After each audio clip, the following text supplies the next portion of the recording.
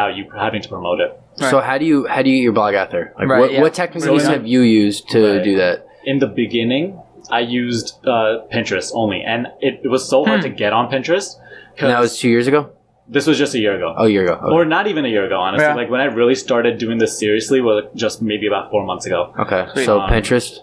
So yeah, I did not want to get on Pinterest, to be honest, because like I always just went on that site. First of all, I never even considered going on that site. Right, that thing was kind of a weird. I wouldn't think that as a route for a blog. But I realized that it's actually, because people think that, it's actually like a very good way to promote your blogs. And there are a lot of bloggers on Pinterest.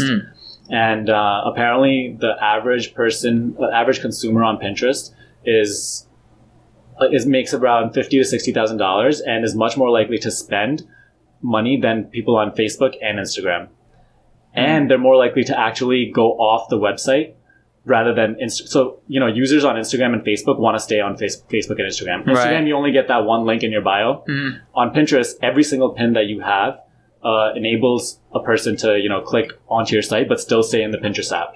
So it's really cool for them to see your content, but they still stay within the app, and they can just press that that X and then still be on the, back. Okay, cool. Pinterest is cool because I've actually I've dabbled with it a little bit, but I was like, no one goes on Pinterest. But then I think more people use it than you think about, and I think most entrepreneurs have that thought that Pinterest isn't a good platform, and everyone's targeting Instagram and not really Facebook anymore. It's kind of died down, but more Instagram right now.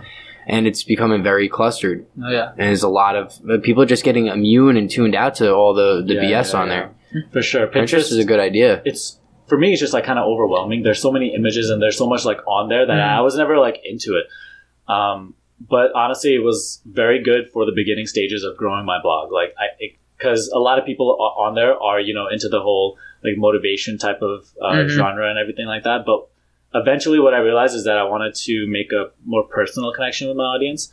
So now I'm on to YouTube and Instagram mainly. Those are the two things that I spend most of my time on. So going back to Pinterest, when you were on Pinterest, what sort of activity did you do? Right, yeah, that's what I want to know too. Did you just post quotes? Did you just post videos? So for my niche, I used to write a blog post, right? And I don't plan out any blog posts. I literally just write whatever I'm inspired to write that day. And in the beginning, honestly, they sucked. Now that I go back to them, they were so bad. And not that I was so bad at writing, but just anything you do in the beginning, as you said before, you're going to be bad at it. And so what I used to do is create the blog post, then create a pin, which is done through a separate website called Canva. They make it super easy and it's free. You could create images and graphics for anything. That's how I create my YouTube thumbnails now. And so that's what I started to do. And then I have this other service, Tailwind. They're getting all this free promotion. I know, right? Tailwind is a thing that automates your pins. So you don't have to manually pin every single time. All I have to do is pin it once.